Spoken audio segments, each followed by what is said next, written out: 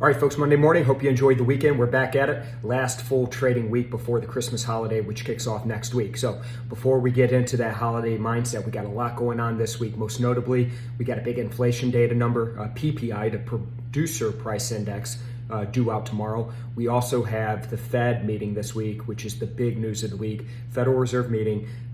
That announcement comes out on Wednesday afternoon. Expectation is, as we've talked about over the past couple weeks, that the Fed is going to end this bond buying program sooner than expected, as we're seeing inflation continue to be a problem. So we've got a big inflation number due out this week, had a big inflation number due out last week, a massive number with CPI coming in at 6.8%, highest level since 1982. We'll see what the PPI looks like. And then we've got that Fed meeting on Tuesday. Markets heading into this morning's open, very quiet. Equity markets relatively flat after a monster week last week.